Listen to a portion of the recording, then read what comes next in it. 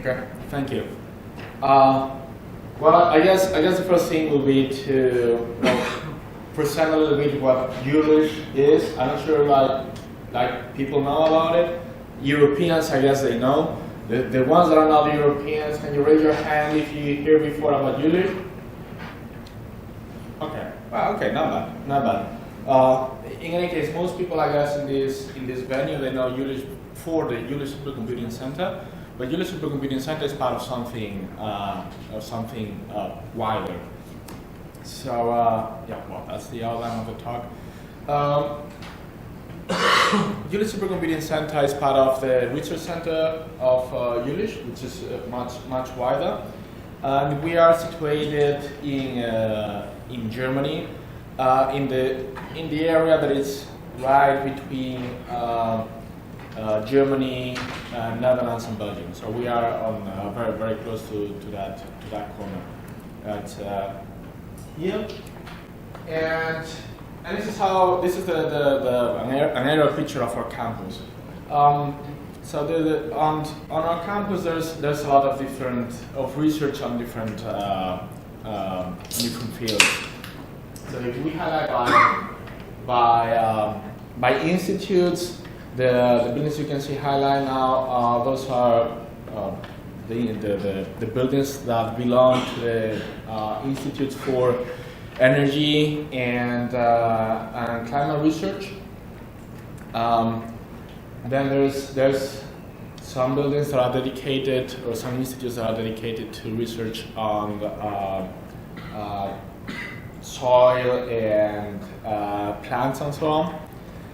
Then there's the Institute for Complex Systems that that's research on this one related between soft matter and more basic physics, so to say, neutron physics and so on. And then there's the Institute for Nuclear Research and Particle Physics, and there's some buildings for workshops to manufacture the instruments made by all the other institutes, and a new set of institutes that are becoming increasingly important in the institution are the Institutes for Neuroscience and Medicine. And so we have all these different fields, and then we have JSC as part of that. So that gives you more or less an idea of the kind of community that we have to support at JSC. Then there are some buildings that are not highlighted. Those are the old nuclear reactor, fission reactor, and some storage facilities for nuclear waste. So you can think of our research center as kind of like the German version of Oak Ridge, for instance. It's just a big national lab. So on this context, the role that JSC plays is we provide supercomputing operations for the center, but also for the region, for all the universities on the region. But in particular, we have a very close collaboration with Aachen. Aachen, that name popped up a couple of times today and yesterday on other talks, and. We also provide infrastructure for the whole country and for Europe through the PRAISE initiative and other European projects. We provide application support, and there's a lot of different groups that work also on research on the center itself, developing methods and algorithms, different tools, and stuff like that. So much like any other national lab. There's also a small part of it that focuses on education and training as well. So this is more or less the structure of how the whole institute is organized. There's a bunch of research groups that interact with what we call simulation labs. And simulation labs are like little communities that we have in our own institute with experts on particular fields of computational science. That can kind of bridge the gap between communities and supercomputing experts. And all that interacts together with cross-sectional teams. That's where the performance tools actually will be. There's a bunch of projects focused on exascale research, and recently we added some data life labs, and and all that, of course, plays or interacts together with facilities, with the facilities we have. Just to highlight a little bit what is the role on the HPC of Juelich. This is a slide that I took from a presentation from Jack Dongara, he gave in February this year. And even though Juelich has never been top 1 in the top 500, we've been through the aggregated performance that we have throughout 30 years. We are in the top 10. We are the only European institution that are in the top 10. As a result of that, also JSC will host, or is planned to host, the first European exascale system around 2022. So that's just to more or less show what is the role of our institute in Germany, in origin in Europe. And I went a little bit into more architectural detail. So what we had for quite some time was 2 lines of systems. A line that was more focused on providing services for wider communities. So that would be this line here, where basically any parallel code didn't have to scale too much. Any parallel code would be a good fit for this line of systems. And then more towards the let's say hardcore side of HPC, we had another set of systems where applications were required to scale basically. We were based on BlueGene. Now BlueGene, it's over, but the same idea more or less stays with us in a way. Now with these two lines, or these 2 approaches, in 2015, I think it was even a little bit before, I think it was 2013, we had the DEEP project. The DEEP project, what they proposed was something like that. What the project focused on is on providing different, on creating a system that has 2 different parts, 2 or more. In principle, there was just 2 parts with very different characteristics, and that will allow. Well, the idea was to allow applications that have like different requirements for different parts of the code to run efficiently on these 2 parts. This was one of the initial European exascale projects, and back at that time, it looked something like this, where you will have a cluster for what's intended to run the parts of the code that were not really that scalable, and it was just it had just simply Xeon processors and InfiniBand, so more or less a regular cluster. And back at that time, there was the idea of using KNCs, the first generation of Xeon PHYs, that if you remember, those were coprocessors, they were not self-host processors.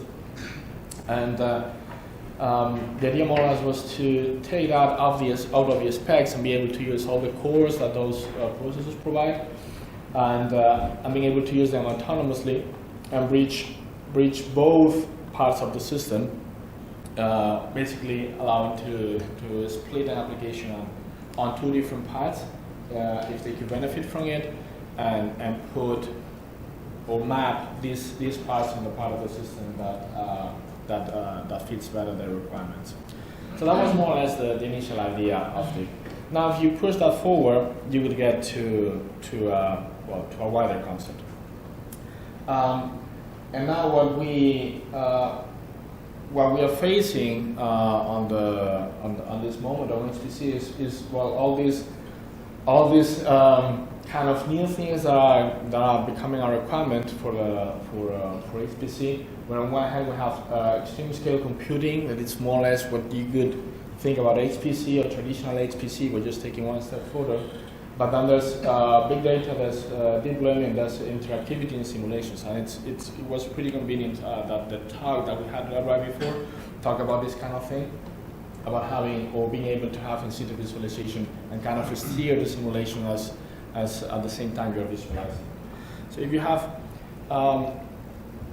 if you put together the idea of the deep project and these new requirements, you could have something like what we call the modular supercomputing architecture, where you would have different models with completely, in principle, with completely different architectures and completely different networks, and that will allow the creation of workflows or to map these different parts of applications to different parts of to different models of the system. So in principle, you could have a cluster model, and of course you need a storage as well. But you could have that.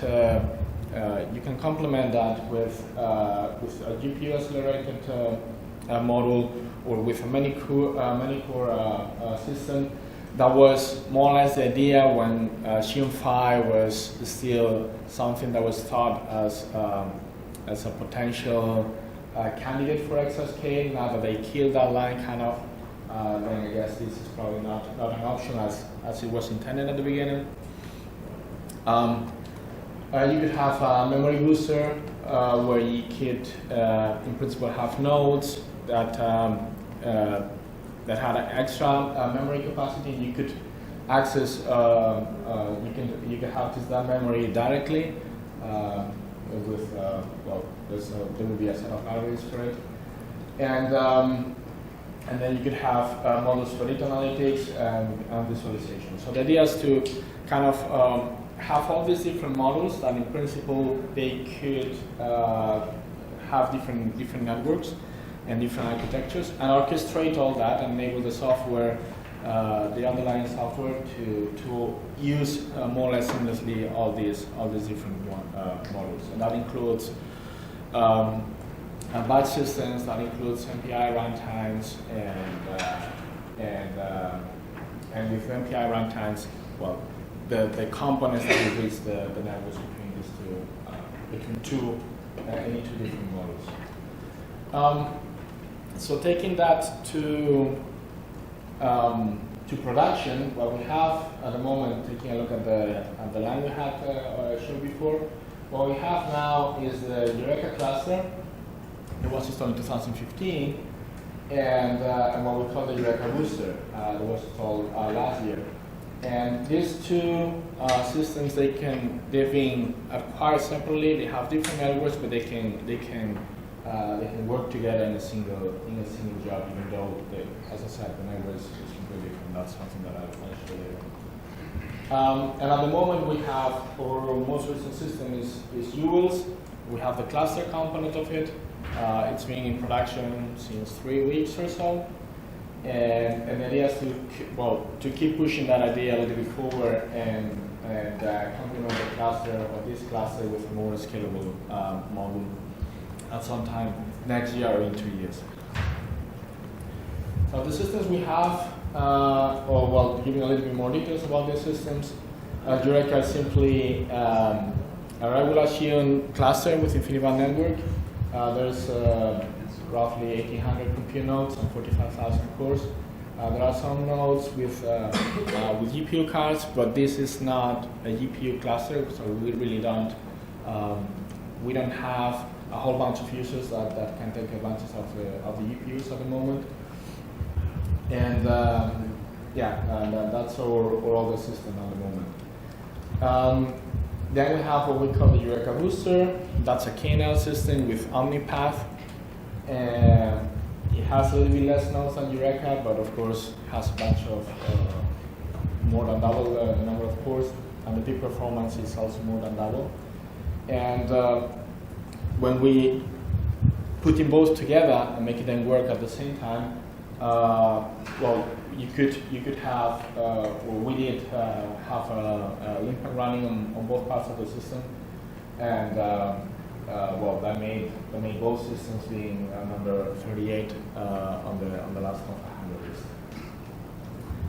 And then our most recent system, Juelich, has roughly 2,500 compute nodes. It has more cores than the Eureka booster, and it has also a few nodes with GPUs as well. But similarly to Eureka, this is not intended to be a GPU cluster, but GPUs can be kind of useful to prepare for upcoming systems. And this is, as Eureka, it has an infinite network. So taking into account the different systems we have and the communities we need to support, and a little bit of the history behind the center, what we can see is that we have 3 different MPIs in production. Our preferred one is PowerStation MPI. It's similar in a way to MVAPIC. It's based on MPIC, but it replaces completely the communication layer.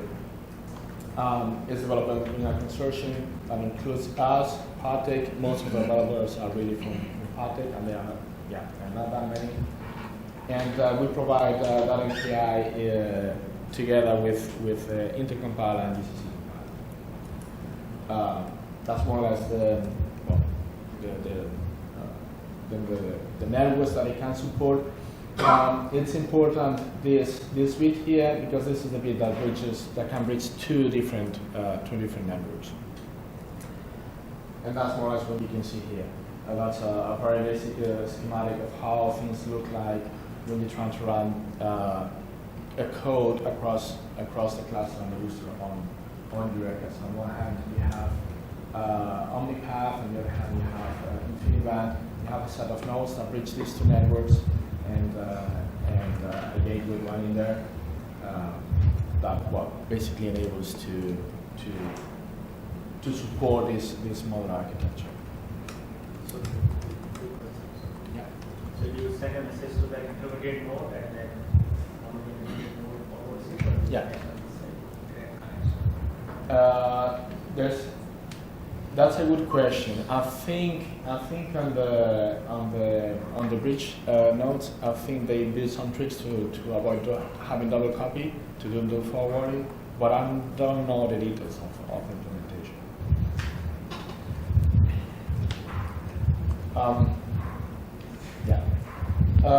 Then besides that, we have also Intel MPI. It's kind of a backup of PowerStation MPI. We know that PowerStation MPI is not very well known.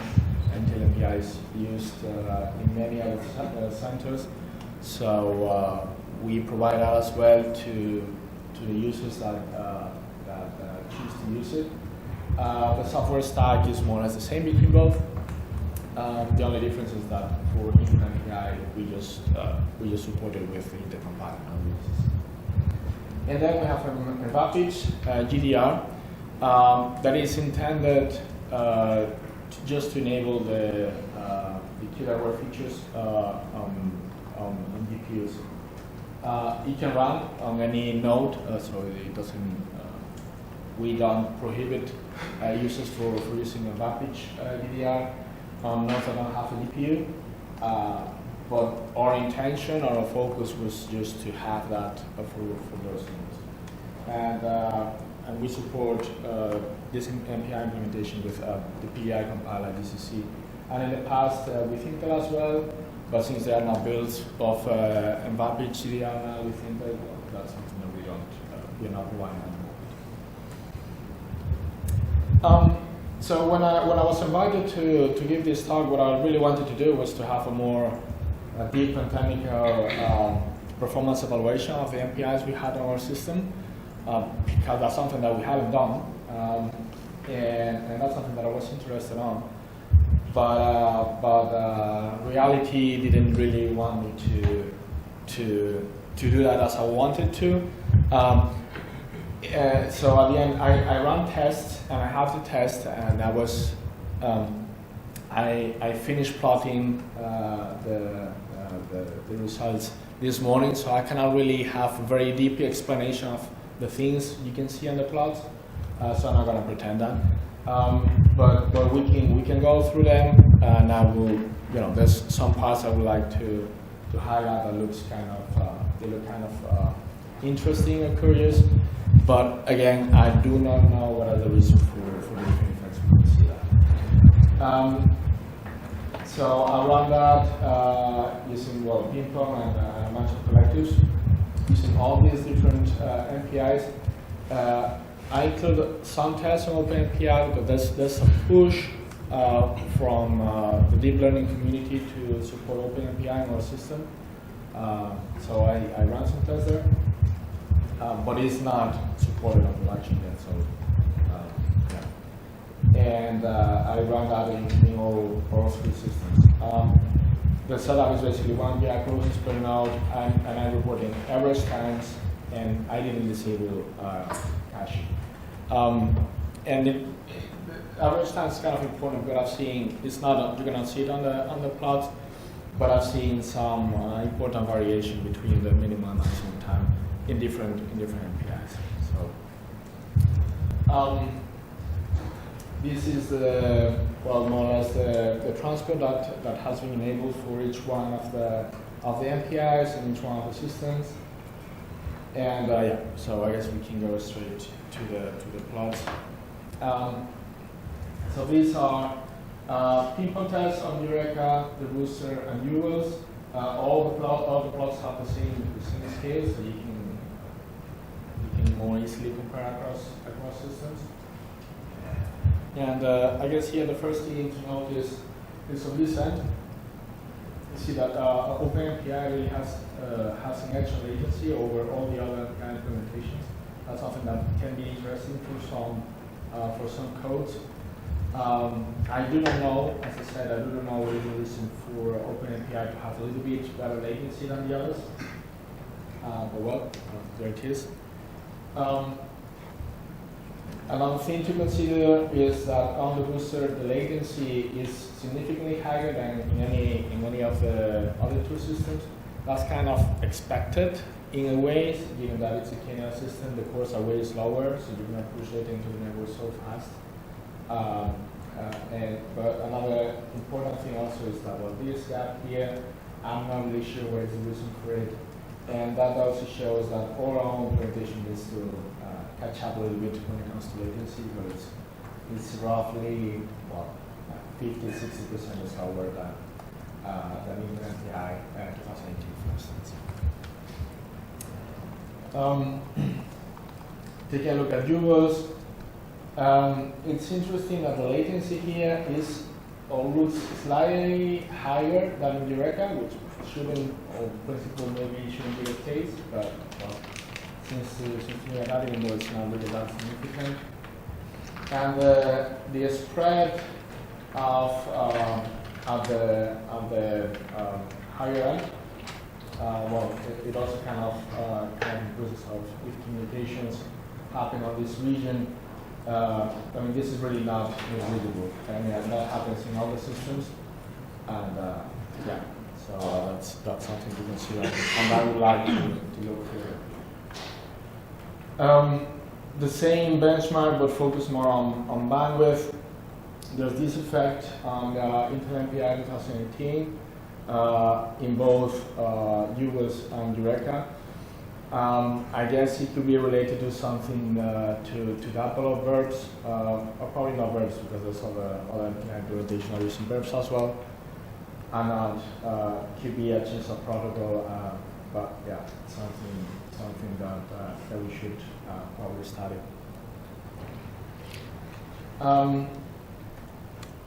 Interestingly as well is that in the booster on the KNL system, we cannot get to saturate the bandwidth as we can on the others. So for 4 megabytes, we're reaching the maximum that the network can deliver. On KNL, there's still a long way to go. You have to remember that all the networks and all the systems, all of them in principle have the same maximum bandwidth. So here we're KNL is really falling behind. So yeah, that's another thing to consider as well. This is collectives, and here we don't have any more size of messages, the number of nodes. I could run just up to 256 because I was running this while in production, so scaling for the full to the full machine will be difficult under those conditions. And on the booster, it went just up to 64. And here it's in a scenario where latency is more important than bandwidth. And what you can see is that basically in direct and Juelich, the trend or the scalability trend is more or less the same, but there's a much bigger slope on the KNL system. Even and that holds true even though this goes just up to 64, and probably will get worse if we could plot up to 256 or more. So yeah. That's the same broadcast, but with a large message size. There's this effect in our MPI. I really don't know where this is coming from. Looks to me like a change of protocol of algorithm at some point, but it can really catch up later at 128 nodes. Yeah, but that's something to study more in depth. On the booster, really the results are it's a huge spread. Yeah. Is this like from GPUs or is it from the host? This performance? This is from the host. Yeah, none of the results that I'm showing are on GPU nodes. Okay. So yeah. On the KNL system, we see that there's a huge spread of performance. So picking the right MPI, on this case, it becomes kind of critical. And something similar in US happens as well. Please remind me, so what is US? US is a newer system. It's Skylake based with Infinity Media. Okay. So as I said, there's a lot of effects and lots of results that I might not completely understand, but I just didn't have the time to dig deeper into that.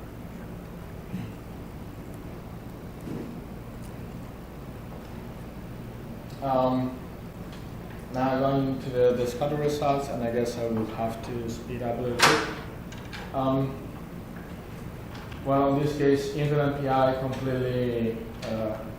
completely lost it. You see that all the other MPIs keep more or less every single trend. But Intel MPI 2018, the performance is way too quick. That changed completely with the new 2019 beta, so that's something to consider. I talked with some of the people involved in the development of Intel MPI. They had kind of high expectations on the performance of the new version. So if you guys have it, probably should How many take processes per node was this? Processes per node. It's single process per node. So all the results focus purely on network performance.